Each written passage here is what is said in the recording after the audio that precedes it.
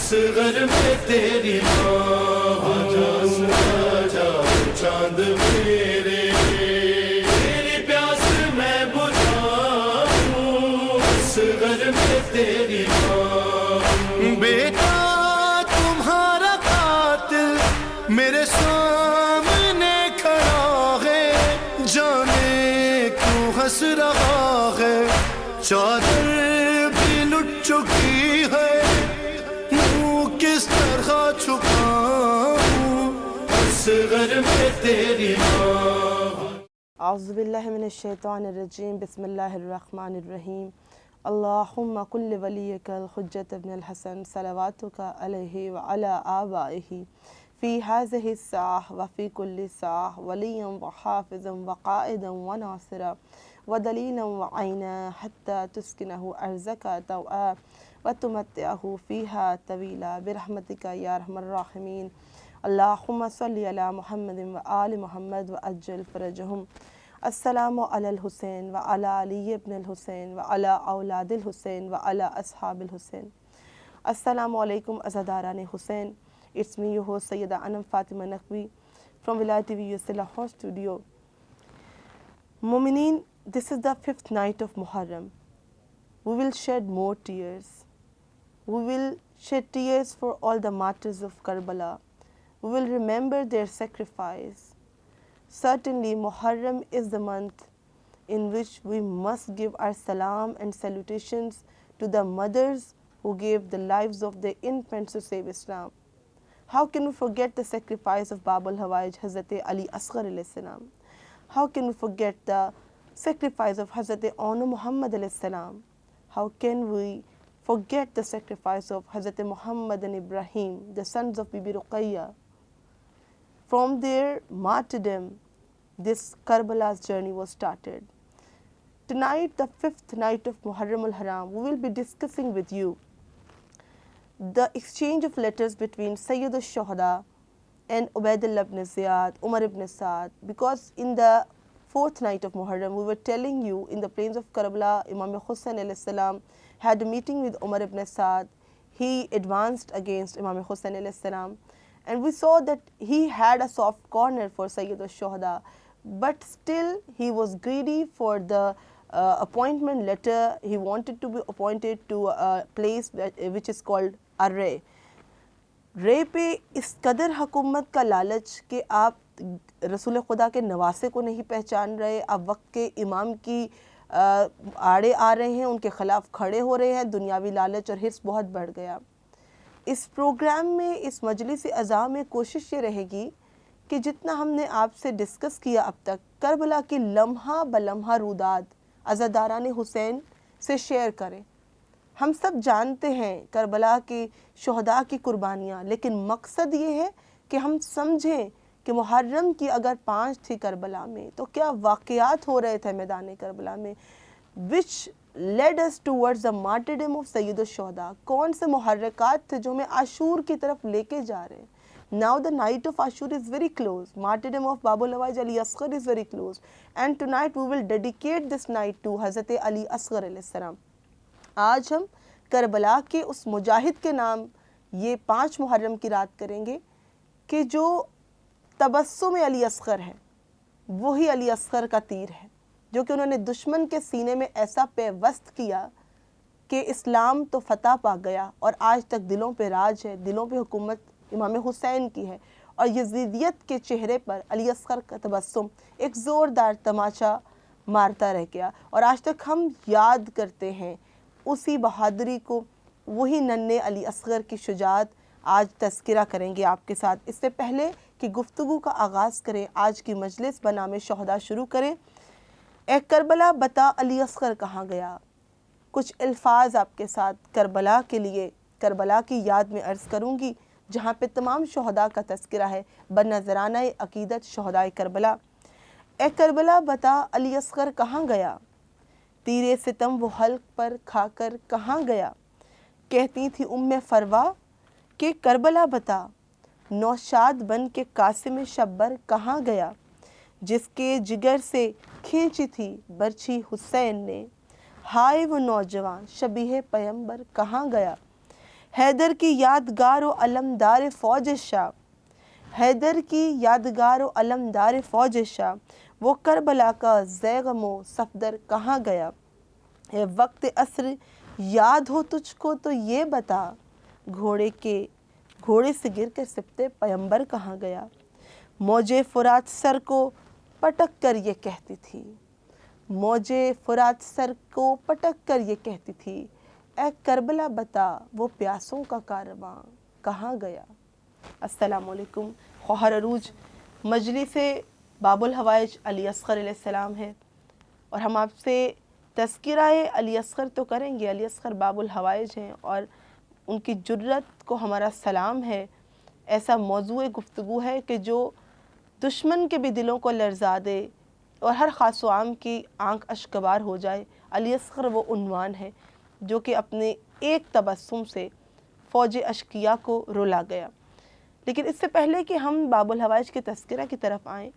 ہم چاہیں گے کہ خواہر آپ ہمیں 5 محرم کے جو اصل واقعات ہیں کربلا میں، جب سید الشہداء کی میٹنگ ہوتی ہے عمر ابن سعد سے، اس کے بعد ایک اور لیٹر ہم دیکھتے ہیں کہ ابن زیاد کی طرف سے موصول ہوتا ہے، اور یہ کہا جاتا ہے کہ اب زیادہ ریسٹرکشنز امپوز کر دی جائیں اہل بیت حرم پر، اور جیسے جیسے عاشور قریب آ رہی ہے ویسے ویسے اہل بیت حرم کی تکلیفوں میں، ان کے مصائب و آلام میں اضافہ ہو رہا ہے۔ تو آپ ناظرین کو آگاہ کیجئے کہ کیا مناظر تھے اور کیا محرکات بنے ہیں جو ہمیں عاشور کی طرف لے کے جا رہے ہیں۔ بالکل سسٹر انم، اب جو ایک غم کی فضا دن بہ دن بڑھتی چلی جا رہی ہے کہ آپ کو معلوم ہے آج 5ویں مجلس ہے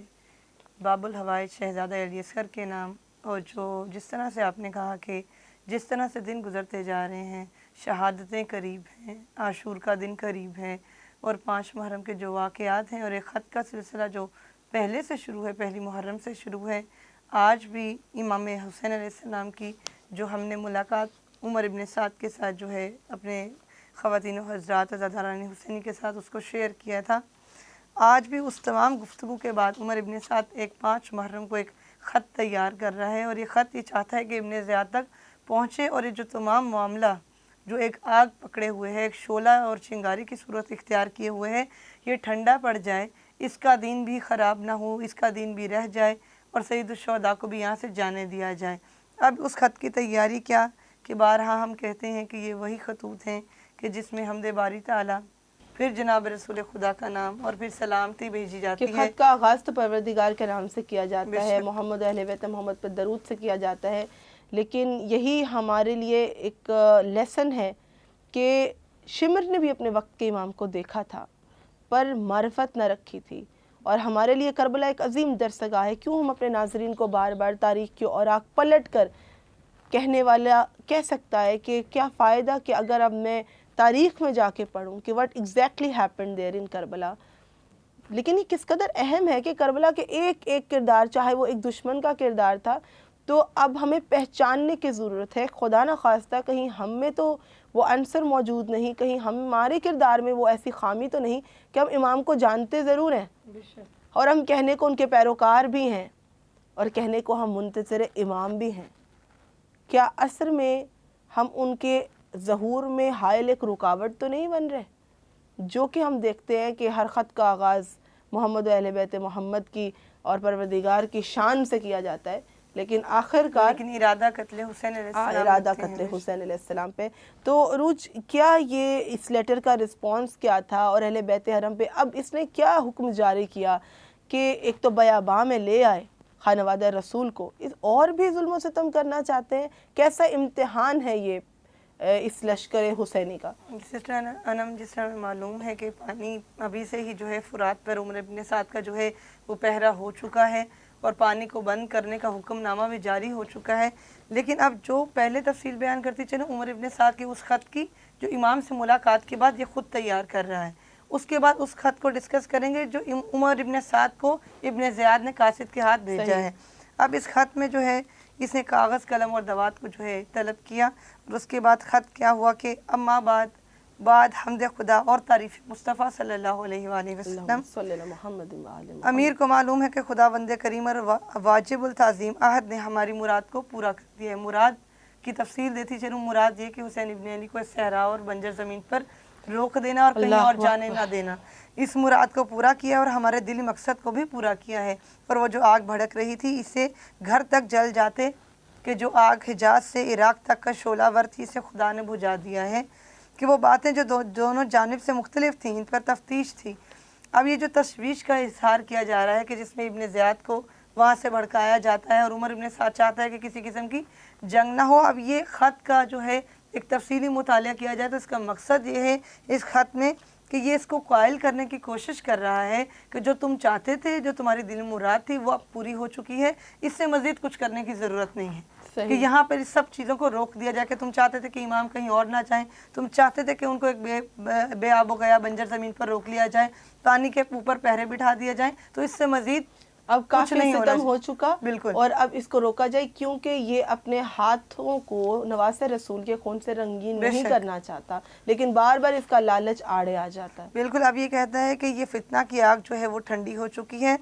اور تجاوز کرنے والے ہاتھ پیچھے ہٹ گئے ہیں۔ اب اس میں کچھ جملے ایسے بھی ہیں کہ جو کچھ اس نے خود سے کہے کہ اس لیے کہ ابن زیاد کو راضی کر سکے کہ جنگ وہ نہ کرے۔ اب یہاں پر جو ہے دوسری مرتبہ یہ ہوا کہ اس سے پہلے کہ عمر ابن سعد کا خط ابن زیاد تک پہنچتا، ابن زیاد کا خط جو ہے وہ عمر ابن سعد تک پہنچ جاتا ہے، کیونکہ حضرت امام حسین ابن علی علیہ السلام نے زمین کربلا میں یہ عہد و پیمان کیا ہے، یہ سے خط کا جملہ، کہ اس کے بعد کسی کی دعوت پر کوفہ نہیں آئیں گے اور کسی کی باتوں میں آ کر حکومت کے خلاف باتیں نہیں کریں گے۔ امام نے نہیں کہا، اس کے اپنے جملے تھے کہ کسی کی باتوں میں آ کر حکومت کے خلاف باتیں نہیں کریں گے، جہاں سے وہ آئے ہیں وہیں پر واپس لوٹنے کو تیار ہیں، یہاں دور دراز کے کسی اسلامی شہر میں بھی جانے کو تیار ہے، جس طرح کے جو امام کے جملے بھی تھے۔ اپنے آپ کو جنت اور جہنم کے درمیان میں پاتا ہے، بالکل، اور یہ نجات چاہ رہا ہے، کیونکہ اس کی جب امام سید الشہداء علیہ السلام سے ملاقات ہوئی which we have discussed in our previous program، ہم نے اپنی محرم کی چوتھی مجلس میں یہ ذکر کیا کہ بہت ہر امام حسین علیہ السلام کی جو بھی ایک موو ہے کربلا میں، امامت کا ایک راز اس میں چھپا ہے۔ امام حسین علیہ السلام نے ملاقات کی تھی دو لشکروں کے درمیان، اس میں رسول خدا کا امامہ اور ابا پہنی تاکہ عمر ابن سعد پہچان لے کہ وہ کتنا بڑے گناہ کا مرتکب ہونے جا رہا ہے۔ اور جو لشکر والے ہیں، جو سامنے والے ہیں، جو عمر ابن سعد کا جو لشکر ہے جو ابن زیاد نے روانہ کر کے بھیجا، وہ تمام لشکر بھی دیکھ لے کہ امام مظلوم کربلا کون ہے۔ بالکل، فرزند رسول خدا تب بھی یہ جنگ سے اگر ہٹنا چاہیں، کیونکہ امامت نے ہمیشہ لوگوں کی ہدایت چاہیے اور لوگوں کی ہمیشہ ان کو صحیح راستے پہ لانا چاہا ہے، ان کی اصلاح چاہیے۔ تب بھی سید الشہداء کو اس امت محمدی کی ہی فکر تھی کہ اگر یہ نواس رسول اور جانشین رسول کے خون کے پیاسے بھی ہیں تو میں رسول خدا کا امامہ اور ابا پہن کے انہیں بتلا دوں کہ یہ مجھے قتل کر کے کسی طور بھی مطمئن نہ ہوں گے، بلکہ خداوند کی بارگاہ میں انتہائی سخت عذاب میں گرفتار ہو سکتے ہیں۔ اور عمر کے خط یہی بتا رہے ہیں، عمر ابن سعد کے پسر سعد جو بھی خطوط میں بڑھا چڑھا کے لکھتا تھا کہ ابن زیاد یہ جو ہے آگ ٹھنڈی کر دے اور جنگ کو کسی طرح سے روکا جا سکے۔ تو روز ان تمام معاملات میں سے مجھے ایک ہی کنکلوژن نظر آتا ہے کہ ہم آج بھی ایسے لوگ پاتے ہیں کہ جو نہ تو اپنے آپ کو امام کے ساتھ کہتے ہیں، they have not adopted the way of امام حسین علیہ السلام properly، یہ کہتے ہیں کہ ہم اتنا ہی کر سکتے ہیں مولا اور اتنی ہی گنجائش ہے، ہمیں زمانے میں تو رہنا ہے، زمانے کے مطابق بھی تو چلنا ہے۔ اور ایسا ہی کچھ جو کردار ہم دیکھتے ہیں کربلا میں ہمیں ملتا ہے، پسر سعد کا بھی اور بھی بہت سے، نہ تو مولا کے ساتھ ہیں اور نہ ہی مولا کے بالکل خلاف ہو سکتے ہیں، کیونکہ جہنم ان کی آنکھوں کے سامنے ہے۔ تو کیا فائدہ ہے ایسے کسی انسان کا جو کردار ہم نے دیکھا اب بھی پائیں؟ تو کیا وقت کے حسین کے لیے ناصر و مددگار چنے جائیں گے ایسے لوگ؟ بالکل نہیں سسٹر، بہت ہی خوبصورت سوال آپ کا کہ اگر آپ کا جو ہے کردار عمر ابن سعد کی سی جو ہے کیفیت اختیار کر جائے گا کہ آپ یہ سوچنے پر مجبور ہیں کہ دنیا کو رکھا جائے یا دین کو، اپنے امام کی نصرت کی جائے یا اپنے لیے کوئی دنیاوی آسائش کو دیکھا جائے، تو عمر ابن سعد نے بھی یہی کیا کہ آخر میں وہ ڈرتا تو رہا کہ میں اپنے ہاتھوں کو جو ہے فرزند رسول کے خون سے رنگین نہیں کرنا چاہتا، لیکن آخر میں اس نے چنا تو رہ کہ حکومت کو اور اپنے لیے سخت عذاب کو چنا۔ He had the full authority to back off from this war. He was said to return the letter of appointment, but then we see how important is for him is to get the appointment of that area. اس کے پاس حکومت جو تھی لینا حاصل کرنا زیادہ اہم ہے اس سے کہ نواز رسول کی جان بچائی جائے، تو ایسے ہی کردار سے بچنا مقصد ہے۔ عروج کچھ اور 5 محرم کی تاریخ میں آپ کو واقعات ملتے ہیں، یا صرف خطوط کا ایک سلسلہ جاری رہا اور اہل بیت حرم پہ تمام تر مصیبتوں کو بڑھایا گیا؟ بالکل سسٹر انم، 5 محرم کے واقعات میں یہ خطوط وہ تھے کہ جن میں اب مزید جس طرح سے دن گزرتے جا رہے ہیں ویسے ہی اہل بیت حرم پہ جو ہے دنوں کو تنگ کیا جا رہا ہے، چاہے وہ پانی کو بند کرنا ہے، چاہے وہ ان کے جو ہے مشکلات میں اضافہ کرنا ہے، چاہے حسین علیہ السلام کے مقتل کی تیاری کرنا ہے۔ اب یہ ایک خط تھا جس میں کچھ 3 جملے جو میں نے کل بھی تذکرہ کیا تھا، جن کا اور میں نے بتایا تھا، پورا بیان کیا تھا کہ یہ امام حسین علیہ السلام نے کہے، اس کے علاوہ امام حسین علیہ السلام نے کچھ نہیں کہا کہ میں 3 حل تمہیں دیتا ہوں، ان میں سے ایک بھی اختیار کر لو تو تمہارے لیے بھی حل ہے اور میری زندگی بھی جو ہے، میری حاجت بھی پوری ہو جائے گی۔ صحیح۔ لیکن اب جب یہ اس نے خط لکھا تو اس کے بعد، اس خط کے لکھنے کے بعد بھی کہ یہ خط شاید اس کے دل پہ کوئی اثر کر جائے، شاید ابن زیاد جو ہے ان جملوں کو سن کے جو اس نے کچھ اپنے پاس سے بھی کہے تھے تو اپنے تمام تر ارادوں کو ترک کر دے گا، اور آخر میں لکھا وسلام، اور اس نے ایک سوار کو دیا تاکہ یہ خط جو ہے کوفہ جا کر پہنچے۔ لیکن جو آپ نے کہا کہ خطوط کا تبادلہ تھا، یہ یقیناً جو ایک بنیادی طور پر دیکھا جائے تو خطوط کا تبادلہ تھا جس میں ابھی فیصلے کیے جا رہے ہیں۔ اب یہ کیا فیصلہ تھا کہ ابو مخنف کے مقتل میں ہے کہ وہ مقتل میں لکھتے ہیں کہ رات کو عمر ابن سعد اپنے خیام سے نکل کر آیا اور خلوت کے مقام پر ایک قالین کو بچھایا اور فرش پر ڈال کر امام حسین علیہ السلام سے ملاقات کرتا رہا۔ آپس میں باتیں ہوتی رہیں امام حسین علیہ السلام سے اس کی، اور خیام کی طرف واپس چلے گئے۔ لیکن خدا لعنت کرے اس شخص پر کہ خولی بن یزید اہل بیت علیہ السلام کا سخت ترین دشمن اور علی علیہ السلام سے ذرا بھی محبت رکھنے والا شخص نہ تھا، کہ اس کے دل میں اس قدر بغض بھرا ہوا تھا کہ اس نے جو ملاقاتیں عمر ابن سعد کی امام حسین علیہ السلام کے ساتھ رہیں کہ جس میں امام اس کو ہدایت کی طرف لاتے رہے، اور عمر ابن سعد بھی جو امام سے ملاقات جو ان کی تعظیم اس وقت کرتا رہا، اس سلسلہ کے بارے میں اس نے تمام تر خبر اور مخبری ابن زیاد کو دی تاکہ ابن زیاد مزید بھڑک اٹھے اور سوائے قتل حسین کے کوئی چارہ باقی نہ رہے۔ کہ اس شخص نے کیا کہا کہ انعام کا اور حرص جو تھا وہ سب کو جو ہے ان کے جہنم میں جانے کا باعث بنا۔ اس شخص نے کیا کہا کہ اس نے ایک خفیہ خط لکھا ابن زیاد کو اور تمام ملاقاتوں کا ذکر کیا جو عمر ابن سعد نے سید الشہداء سے کی، اور یہ شکایت کی کہ اے ابن زیاد، تم نے کس بے مقصد شخص کو ہمارا سالار بنا رکھا کہ اس نے تو اپنے سو جانے، کھانے پینے اور آرام کے علاوہ کوئی کام اپنے لیے اختیار نہیں کر رکھا، بلکہ یہ رات کو تنہائی میں امام حسین علیہ السلام سے ملاقاتیں کرتا ہے، اور عمر ابن سعد جو ہے ان سے مہر و محبت سے پیش آتا ہے، ان پر سختی نہیں کرتا ہے۔ صحیح۔ اس نے اپنے تمام لشکر کو خامخواہ صحرا میں معطل کر رکھا ہے، اگر تیرا حکم ہو تو سپہ سالاری سے جو ہے اس کو عمر ابن سعد سے چھین لیا جائے اور اس پر میں مامور ہو جاؤں، اور مجھے سپہ سالار بناؤ تاکہ میں اس تمہارے حکم کو جو ہے بجا لاؤں اور حسین علیہ السلام کی زندگی کا چراغ بجھا کر نعوذ باللہ تمہارے سامنے تمہیں سکون پہنچاؤں۔ یہ خط ایک تیز رفتار سوار کو دیا اور کوفہ روانہ کر دیا۔ اب ہم دیکھتے ہیں کہ تاریخ میں کس قدر سازشیں کی گئی ہیں نواسہ رسول پہ ظلم و ستم بڑھانے کے لیے اور جنگ کی اس آگ کو بھڑکانے کے لیے، گو کہ تمام کلمہ پڑھنے والے، تمام وہ مسلمان جو کہ اسلام کے لبادے میں کافر تھے اور آج بھی بہت سے ملیں گے۔ ایک ہے، مثال میں دوں گی خواہر عروج، کہ زندگی میں بہت آسان ہے کسی ایسے شخص کو پہچاننا کہ جو راہزن ہو، لیکن ایک راہزن جو رہبر کے لبادے میں ہو اسے پہچاننا بڑا مشکل ہے۔ دشمن ہی کی چہرے سے ملے تو بہتر ہے، لیکن اگر دشمن دوستی کا نقاب اوڑھ کے آپ پہ وار کرے اسے پہچاننا مشکل اور اس سے بچنا ضروری ہے۔ یہاں پہ سید الشہداء کا میدان کربلا میں اسلام کا مقابلہ اسلام سے نہیں ہے، اسلام کا مقابلہ ایسے کفر سے ہے جس نے اسلام کا لبادہ اوڑھ رکھا ہے۔ تاریخ کے ان اوراق کو پلٹ کر مقصد یہ ہے ان واقعات کو لمحہ بلمحہ ایک روداد سنانے کا، تاکہ ہمارے ناظرین یہ پہچان لیں کہ اب ایسے کردار جو پسر سعد جیسے،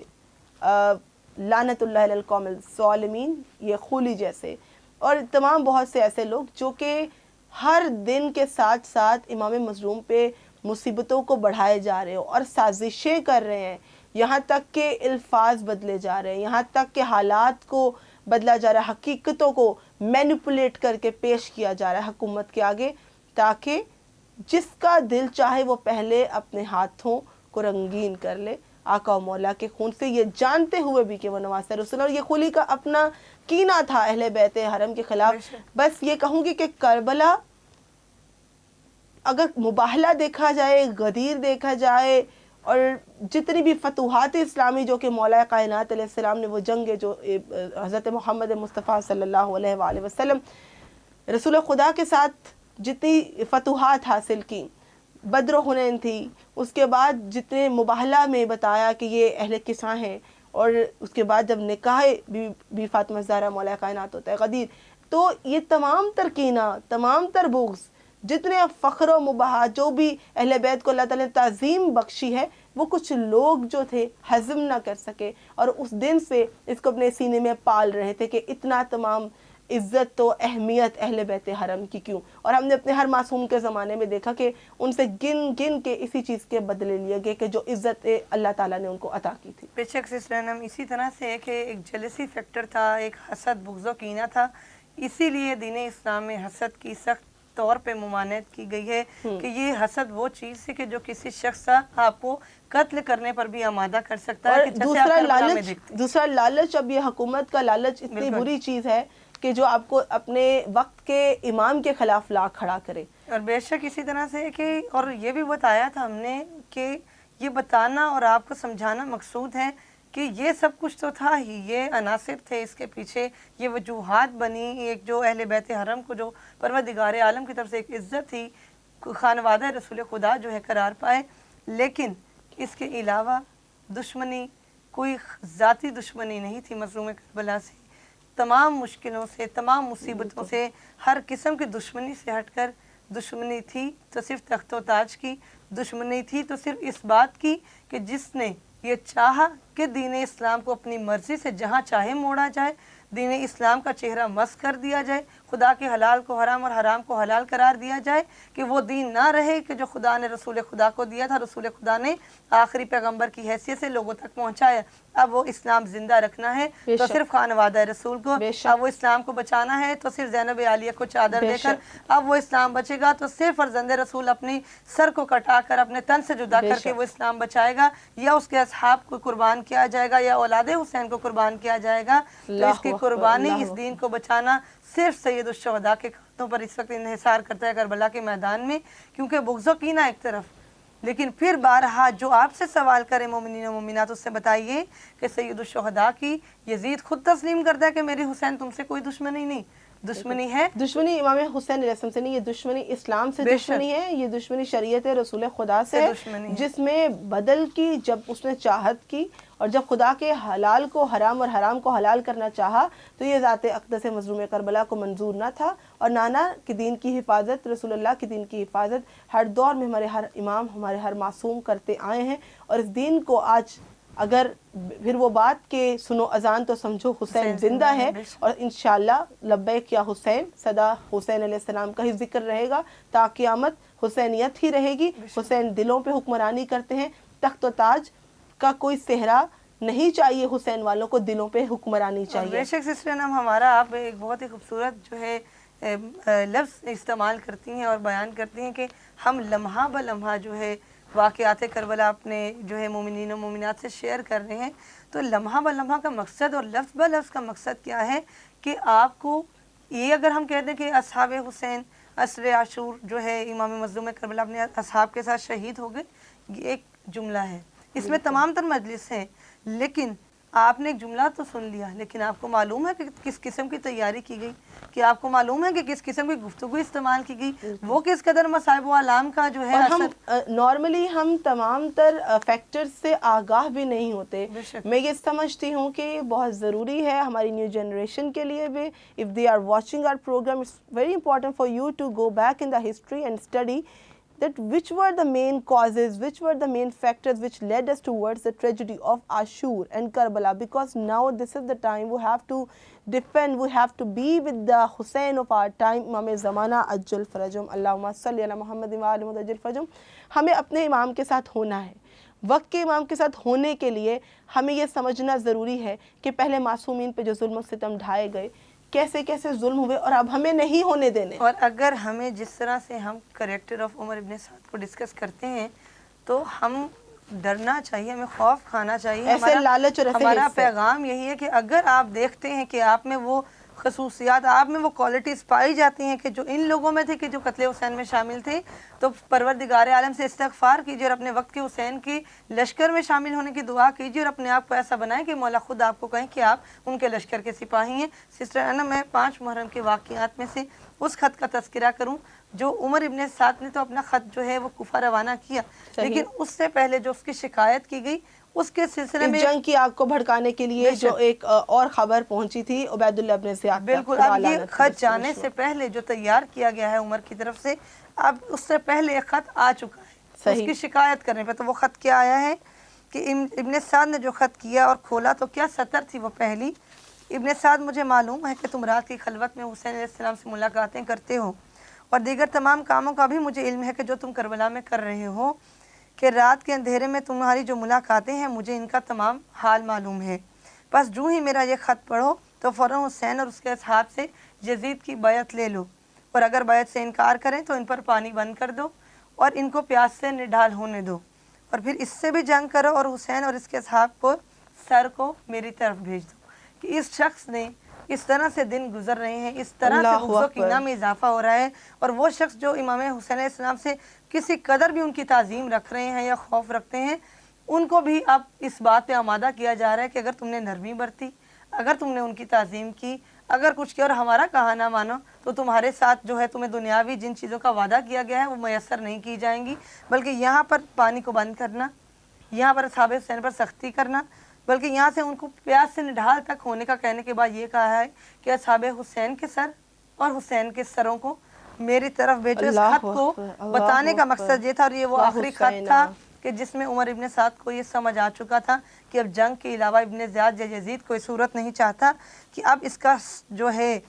اس شخص کا جس پہ لعنت خدا کی 100 مرتبہ روایات میں بھی کی گئی ہے، اور اب بھی لعنت کے ساتھ یہ کہا گیا ہے کہ اس کا بدن کانپنے لگا اور اس کے چہرے کا رنگ زرد ہو گیا، کہ اب کوئی ایسی حالت نہیں ہے کہ اس کے پاس صرف یہ صورت رہ گئی ہے کہ اپنے ہاتھوں کو سید الشہداء کے جو ہے خون سے جو ہے رنگین کرے. اور ابھی بھی اسی کے اختیار میں ہے یہ حکومت کا لالچ چھوڑ دے اور امام مظلوم کے ساتھ یہ ظلم و ستم نہ کرے.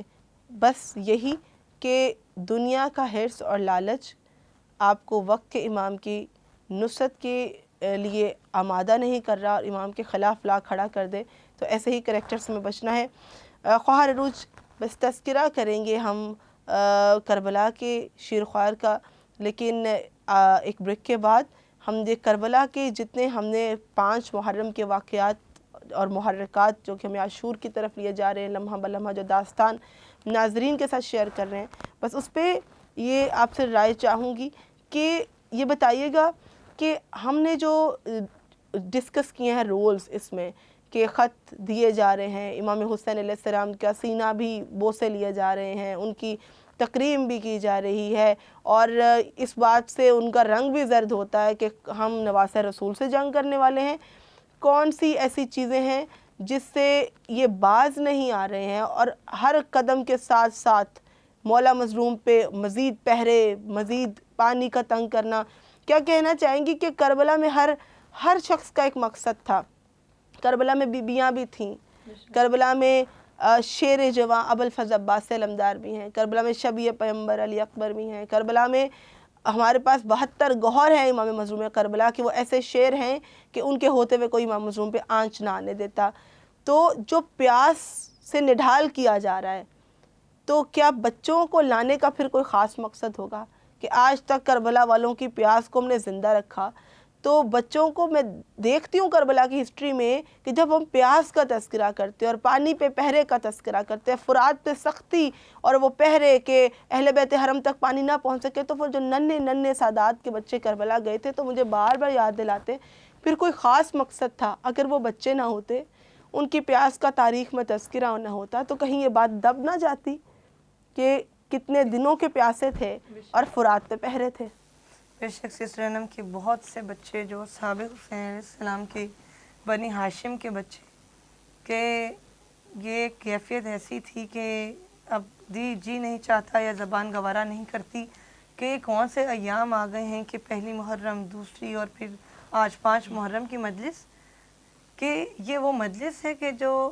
शहज़ादा अली असगर के बाबुल हवाइज का तज़किरा करते हुए नज़र आते हैं हम कि यहाँ पर जब पानी को बंद किया गया है तो ये वही लश्कर हुसैन है जिसका हमने यकम मुहर्रम को तज़किरा किया था कि जब इन्होंने पानी का ज़ख़ीरा किया तो वो भी हुर के लश्कर को पिला दिया, हुर के हैवानों को पिला दिया, उससे घोड़ों को पिला दिया। हुर दुश्मन के लश्कर के साथ आए हैं, तब हुर दुश्मनों में फिर भी दुश्मन हुसैन अलैहिस्सलाम के मिजाज से कुछ नहीं सीखता। मरहबा। कम अज़ कम दीन इस्लाम में ये तो है कि अगर आप पर किसी ने एहसान किया तो एहसान का बदला एहसान है। सैयदुल शुहदा ने आप पर एहसान किया, उस सफ़र की हालत में एहसान किया, तो अब एहसान का बदला तो ये था कि तुम फुरात पे पहरे बिठाने की बजाय सैयदुल शुहदा और उनके असहाब और उनकी औलाद पर पानी को खोलते ना कि तुम बंद करते। करबला में तो प्यास का वो मंजर दिखाया गया कि जब दुश्मन तो पानी के प्याले रेत पे गिराकर सादात के बच्चों को दिखा दिखा के गिराता था और बताता था कि ये पानी ज़मीन पे तो गिर सकता है, जानवर तो पी सकते हैं, लेकिन तुम हुसैन के बच्चे हो, सिर्फ तुम नहीं पी सकते। सल्लल्लाहु अलैहि या अबा अब्दुल्ला, आपसे किरदार बाबुल हवाइज अली असगर अलैहिस्सलाम, 6 माह के जंगजू, 6 माह के वो सिपाही जो कि दुश्मन के चेहरे पर एक कारी ज़िरब लगा गए, क़यामत तक फ़तह अली असगर के नाम रहेगी, क्योंकि ये आखिरी सिपाही हैं जो नुसरत इमाम के लिए मैदान करबला में आए, और इनका किरदार अजीम तरीन है और अहम तरीन है, क्योंकि अली असगर वो सिपाही हैं कि जब मैदान करबला में कोई ना रहा और इमाम वक्त ने जिसको नुसरत के लिए पुकारा, तो ये वो हैं जिन्होंने अपने गहवारे में लब्बैक कहा। तो बाबुल हवाइज अली असगर को हमारा सलाम। आपसे तज़किरा अली असगर करेंगे एक मुख्तसर से ब्रेक के बाद। अज़ादारान हुसैन, यजीदियत के चेहरे पर एक तमाचा तो अली अकबर की अज़ा ने मारा। अबुल फज़ल अब्बास से शेर ने पछाड़ के रख दिया यजीदियत के लश्कर को। अब वो वक्त है कि तबस्सुम अली असगर ने वो काम कर दिया कि आज तक इस्लाम अली असगर का दिया नहीं दे सकता, इस्लाम अली असगर की कुर्बानी नहीं भुला सकता। हमारी नमाज़ें, हमारे रोज़ा, हमारी अज़ानों में फ़तह अली असगर, फ़तह शब्बीर, फ़तह हुसैन, फ़तह शुहदाए करबला, फ़तह इस्लाम का तज़किरा है। तो मैं ये क्यों ना कहूँ कि जब हम अबुल फज़ल का तज़किरा करते हैं तो हम ये कहते हैं कि ए शेर जवानों, हमारी कौम के जवानों, अपने आप को आमादा करो वक्त के इमाम की नुसरत के लिए। जब हम देखते हैं 18 साला जवानों को तो हम कहते हैं अली अकबर की ज़ात से सीखो और अपने आप को अली अकबर की राह पे लेकर चलो ताकि वक्त के हुसैन की नुसरत कर सको। फिर हम औन मोहम्मद देखते हैं और हज़रत कासिम देखते हैं, मोहम्मद व इब्राहीम देखते हैं, तो फिर हम बचपने से निकले हुए उन बच्चों को कहते हैं कि जो अभी जवानी में दाखिल होने ही वाले हैं, लेकिन अहले बैत हरम और अपने इमाम से इस कदर इश्क और इस्लाम से इस कदर इश्क के कुर्बानी में पहल करते हैं, तो हम अपने उन बच्चों को आमादा करते हैं। तो आज क्या कहूँ, उन माओं से मुखातिब हूँ, उन ख्वारान से मुखातिब हूँ कि जिनकी गोदों में शीर ख्वार बच्चे हैं, जिनकी गोदों में चंद माह के बच्चे हैं, कि आप किरदार बाबुल हवाइज अली असगर को देखिए कि 6 माह के जंगजू सिपाही ने गोद में नुसरत इमाम के लिए ऐसी अंगड़ाई ली कि हमेशा के लिए ख्वाबीदा ज़मीरों को झंझोड़ के रख दिया। तज़किरा अली असगर होगा एक मुख्तसर से ब्रेक के बाद। असगर में तेरी चांद मेरे, तेरी प्यास मैं बुझाऊं। असगर में तेरी बेटा तुम्हारा कातिल मेरे सामने खड़ा है, जाने क्यों हंस रहा है। चादर भी लुट चुकी है, मुँह किस तरह छुपाऊं। असगर में तेरी